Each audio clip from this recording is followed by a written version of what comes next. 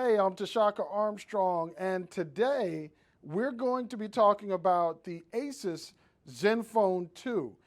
Now, this phone is one that might be considered, based on price point, a mid-level phone, unlocked, of course, but what you get out of the Asus Zenfone 2 is so much more than what most people would think a mid-level phone could provide.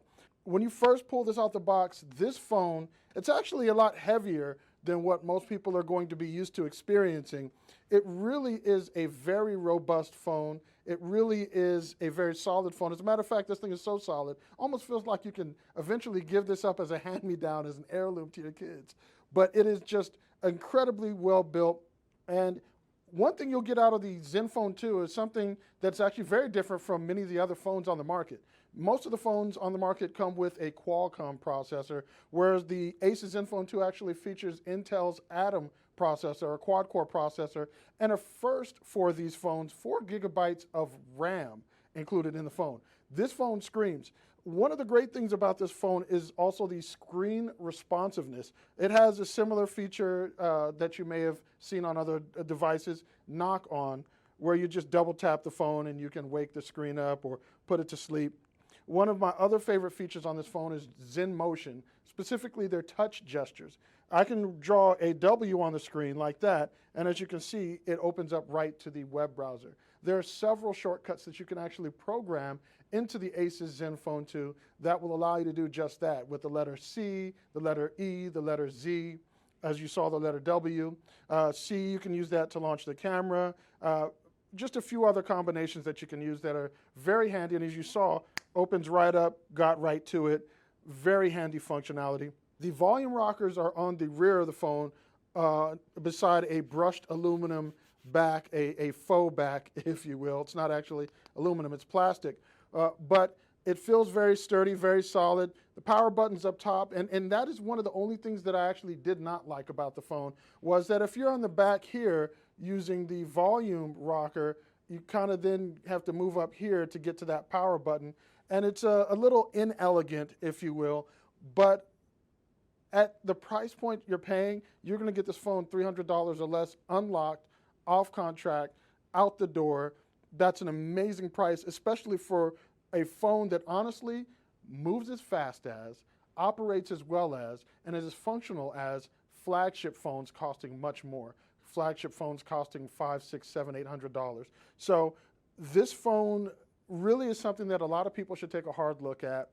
It really will make you question whether you need to spend $600, $700, $800 on a smartphone, on a flagship cell phone, when you can actually get this Asus Zenfone 2. It actually has a memory card expansion slot, so you can add up to 128 gigabytes. This works on your GSM carrier, so AT&T, T-Mobile, any other carriers that share those bands. And again, just a very robust built phone. Unlike some of its other competitors, it has capacitive buttons along the bottom to get to the various functions. I also like how you get to the themes. You can easily change themes in this by swiping up from the bottom, and you can go in and go right in there, change different themes, change your icon packs. Like I said, for those who like to customize, I know my wife likes to have cute things on the phone, so this is a fun, quick way to change around what you're looking at on the phone and really customize it to your liking.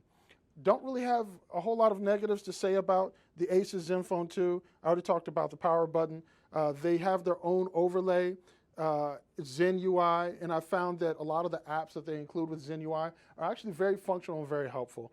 So I actually really like them. They do have some bloatware on here. There's a little folder called Apps for You, and there's a nice handy amount of bloatware inside that app. But for the most part, they kept their own Zen UI skin fairly minimal.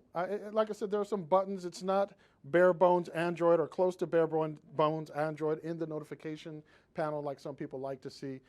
But again, overall, I have to say that this is a very high quality experience, and I think you should definitely, when you look at any of your other options in flagship phones and more expensive phones, you really need to take a hard look at this one. Put this down on the table next to the other ones and really take a hard look at what it is that you want out of a phone, because quite frankly, I think this has all. It has it all.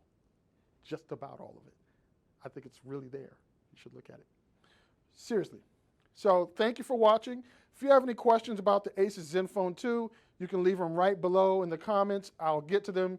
If this video has helped you out any, please like, please share it, and check us out for the next one. I'm Tashaka Armstrong, foxla.com. See you next time.